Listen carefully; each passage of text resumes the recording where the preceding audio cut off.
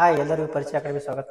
ಇಂದು ನಾವು ಎಲ್ಲ ಸ್ಪರ್ಧಾತ್ಮಕ ಎಕ್ಸಾಮ್ಗಳಿಗೆ KS ಆಗಿರ್ಬೋದು, IS ಆಗಿರ್ಬೋದು, HDA, FDA, PDO ಮತ್ತೆ 10th ಎಕ್ಸಾಮ್, ಎನ್ಯುವಲ್ ಎಕ್ಸಾಮ್ ಅಲ್ಲಿ, PUC ಎಕ್ಸಾಮ್ಗಳಲ್ಲಿ ಕನ್ನಡ ಸಬ್ಜೆಕ್ಟ್ ಪ್ರತಿಯೊಂದು ಎಕ್ಸಾಮ್ದಲ್ಲಿ ಒಂದು ಕ್ವಶನ್ ಕೇಳುವಂತ ಪ್ರಶ್ನೆ ಪ್ರತಿಯೊಬ್ಬರಿಗೂ ಉಪಯುಕ್ತ ಆಗುವಂತ ಒಂದು ಅಂಶ ಯಾವಪ್ಪ ಅಂದ್ರೆ ಸಬ್ಜೆಕ್ಟ್ ಯಾವಪ್ಪ ಕನ್ನಡ ವ್ಯಾಕರಣ.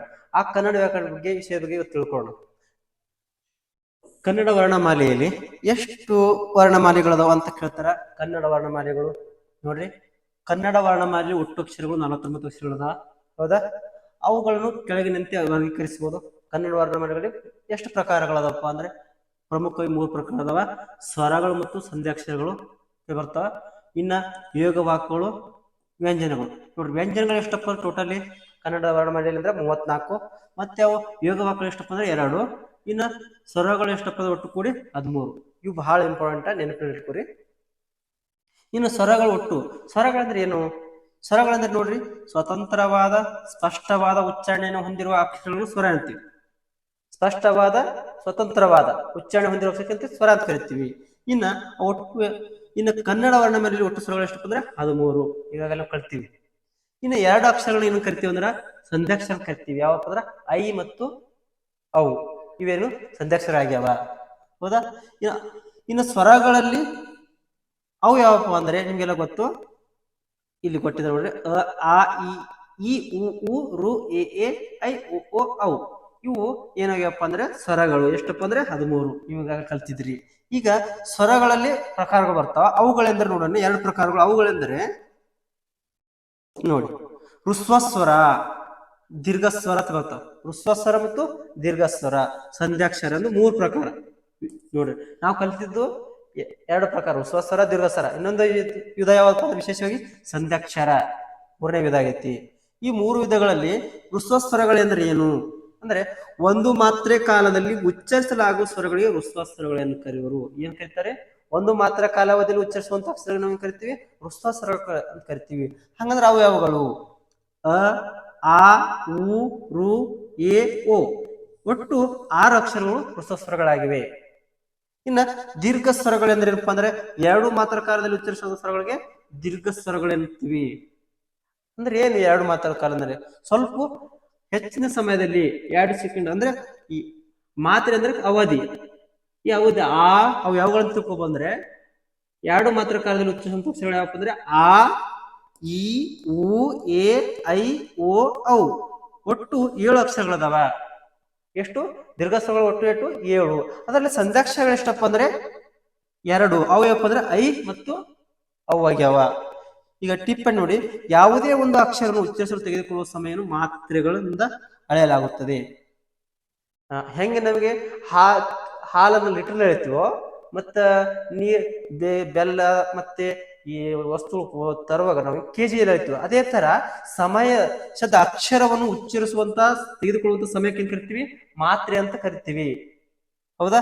ಏನು ಅ ಎಂಬ ಅಕ್ಷರವನ್ನು ಒಂದು ಮಾತ್ರ ಕಾಲದಲ್ಲಿ ಉಚ್ಚರಿಸಲಾಗುವುದರಿಂದ ಇದನ್ನು ಹೃಸ್ವಸ್ವರ ಅಂತ ಕರಿತೀವಿ.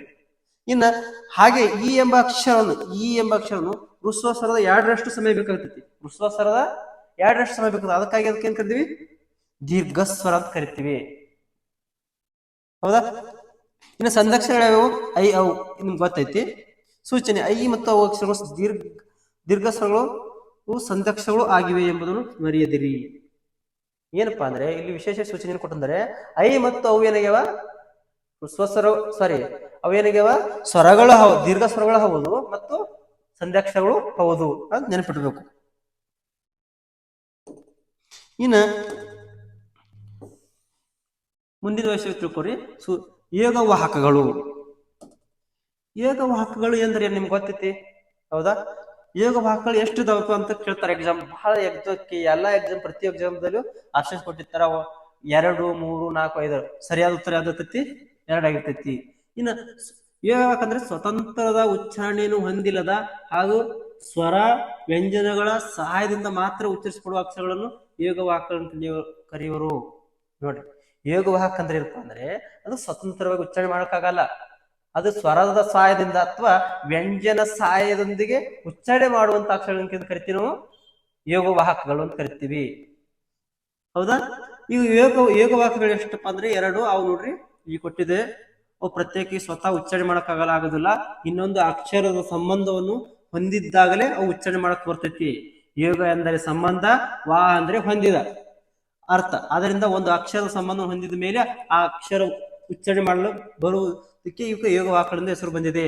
ಮುಖ್ಯವಾಗಿ ಇವು ಸ್ವರದ ಮುಂದೆ ಸಂಬಂಧ ಪಡೆದ ಮೇಲೆ ಎಂದರೆ ಸ್ವರಾಕ್ಷರಗಳ ಮುಂದೆ ಬಂದಾಗ ಉಚ್ಚಾರಣೆ ಆಗುತ್ತದೆ.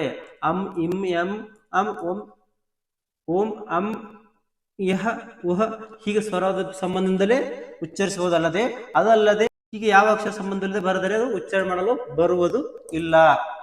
ಈಗ ನೋಡಿ, ಅಂ ಮತ್ತು ಅಹ ಇವುಗಳು ಕ್ರಮವಾಗಿ ಅನುಸ್ವರ ಮತ್ತು ವಿಸರ್ಗ ಎಂದು ಕರೆಯಲಾಗುತ್ತದೆ. Note very important. ಏನ್ ಕರಿತಾರ?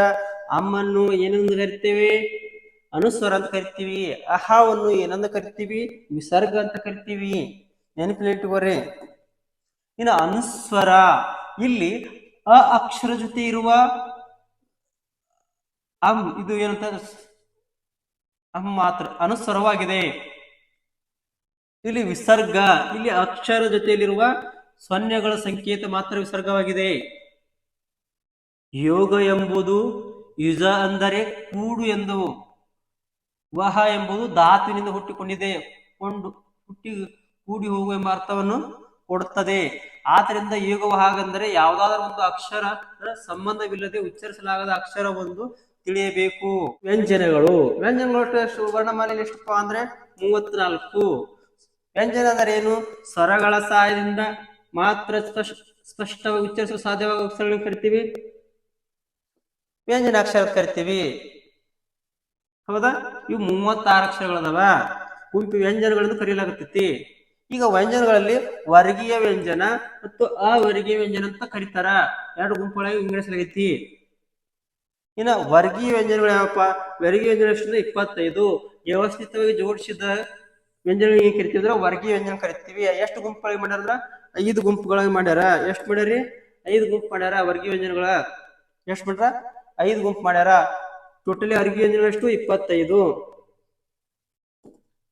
ಇನ್ನು ವರ್ಗೀಯ ವ್ಯಂಜನಗಳು ಎಂದರೇನು ನೋಡೋಣ. ವರ್ಗೀಕರಿಸಲಾಗಿರುವ ಕದಿಂದ ಮದವರೆಗಿನಿರುವ ಅಕ್ಷರಗಳನ್ನು ವರ್ಗೀಯ ವ್ಯಂಜನ ಕರಿತೀವಿ. ಏನಂದ್ರ ವರ್ಗ ಮಾಡಲು ಮಾಡಲಾಗುವಂತ ಅಕ್ಷರಗಳನ್ನು ಕರಿತೀವಿ ವರ್ಗೀಯ ವ್ಯಂಜನ ಕರಿತೀವಿ. ವರ್ಗ ಮಾಡಲು ಬರಬೇಕು ಅಂತ ಅಕ್ಷರಗಳನ್ನು ಕರಿತೀವಿ ನಾವು ವರ್ಗೀಯ ವ್ಯಂಜನ ಕರಿತೀವಿ. ಎಲ್ಲಿಂದ ಬರ್ತವೆ? ಕದಿಂದ ಮದವರೆಗೆ ಇದ್ರದ ಒಟ್ಟು ಅಕ್ಷರ ಎಷ್ಟು? 25. ಅವುಗಳಿಂದ ನೋಡ್ರಿ, ಕ ಖ ಗ ಘ ಞ ಚ ಛ ಛ ಛ ಟ ಟ ಡ ಢ ಣ ತ ತ ದ ನ ಪ ಪ ಮ ಇವು ಏನದ ವರ್ಗೀಯ ವ್ಯಂಜನ. ನೋಡ್ರಿ, 5ರಂತೆ ಒಟ್ಟು ಪ್ರತಿಯೊಂದು ಸಾಲವು 5ರಂತೆ ವರ್ಗ ಮಾಡಕ್ ಬಂದೈತಿ. ಈ ಮೇಲಿನ ಅಕ್ಷರಗಳನ್ನು ನೋಡಿದ್ರಲ್ಲ, ಇವುಗಳು ಕ ವರ್ಗ, ಚ ವರ್ಗ, ಟ ವರ್ಗ, ತ ವರ್ಗ, ಪ ವರ್ಗ ಎಂದು 5 ವರ್ಗಗಳಾಗಿ ವಿಂಗಡಿಸಲಾಗಿದೆ. ಇದು ಕದಿಂದ ಮದವರೆಗಿನ ಅಕ್ಷರಗಳನ್ನು 3 ಗುಂಪುಗಳಾಗಿ ವಿಂಗಡಿಸಬಹುದು. ಇವು ಕೆಳಗಿನಂತಿವೆ. ಅಲ್ಪ ಪ್ರಾಣ. ಇನ್ನು ಅಲ್ಪ ಪ್ರಾಣ ಅಂದ್ರೆ ಏನು? ಈ 25 ಅಕ್ಷರಗಳನ್ನ 3 ಗುಂಪುಗಳಾಗಿ ಮಾಡ್ಬೋದು. ಏನಂದ್ರೆ ಅಲ್ಪ ಪ್ರಾಣ, ಮಹಾಪ್ರಾಣ, ಅನುನಾಸಿಕ ಅಕ್ಷರ. ಅಲ್ಪ ಪ್ರಾಣ ಅಂದ್ರೆ ಏನಪ್ಪ ಅಂದ್ರೆ ಕಡಿಮೆ ಉಸಿರಿನ ಸಹಾಯದಿಂದ ಉಚ್ಚರಿಸಲ್ಪಡುವ ವರ್ಗೀಯ ವ್ಯಂಜನಗಳು.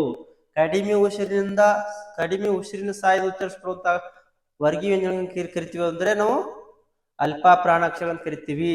ಕಡಿಮೆ ಉಸಿರಿನ ಸಹಾಯದಿಂದ, ಎಲ್ಲಾ ಅಕ್ಷರ ಅಲ್ಲ, ವರ್ಗೀಯ ವ್ಯಂಜನಗಳಲ್ಲೇ ಕಡಿಮೆ ಉಸಿರಿನಿಂದ ಉಚ್ಚರಿಸಲ್ಪಡುವಂತ ಅಕ್ಷರಗಳನ್ನು ಕರಿತೀವಿ ನಾವು ಅಲ್ಪ ಪ್ರಾಣ ಅಂತ ಕರಿತೀವಿ. ಖ, ಘ, ಛ, ಜ, ಠ, ಡ, ಥ, ದ, ಪ, ಬ ಇವು. ಇನ್ನ ಮಹಾಪ್ರಾಣ ಅಕ್ಷರಗಳೇನಪ್ಪ ಅಂದ್ರೆ ಹೆಚ್ಚು ಉಸಿರಿನ ಸಹಾಯದಿಂದ ಉಚ್ಚರಿಸಲ್ಪಡುವ ವರ್ಗೀಯ ವ್ಯಂಜನಗಳಿಗೆ ಮಹಾಪ್ರಾಣರು. ಹೆಚ್ಚು ಉಸಿರಿನಿಂದ ಉಚ್ಚರಿಸಲ್ಪಡುವಂತ ವರ್ಗೀಯ ವ್ಯಂಜನ ಅಕ್ಷರಗಳಿಗೆ ಏನ್ ಕರಿತೀವಿ ನಾವು? ಮಹಾಪ್ರಾಣಗಳೆನ್ನೋರು. ಖ, ಘ, ಛ, ಝ, ಠ, ಢ, ಥ, ದ, ಬ, ಪ ಇವೇನು ಮಹಾಪ್ರಾಣಾಕ್ಷರಕ್ಕೆ ಉದಾಹರಣೆಯಾಗಿವೆ. ಇನ್ನು ಅನುನಾಸಿಕ ಅಕ್ಷರಗಳು ಎಷ್ಟಪ್ಪ ಅಂದ್ರೆ 5. ಮೂಗಿನ ಸಹಾಯದಿಂದ ಉಚ್ಚರಿಸಲ್ಪಡುವಂತ ವರ್ಗೀಯ ವ್ಯಂಜನ ಏನ್ ಕರಿತೀವಿ ನಾವು? ಅನುನಾಸಿಕ ಕರಿತೀವಿ. ಅವುಗಳಂದ್ರ ಞ, ಯ, ಣ, ಮ.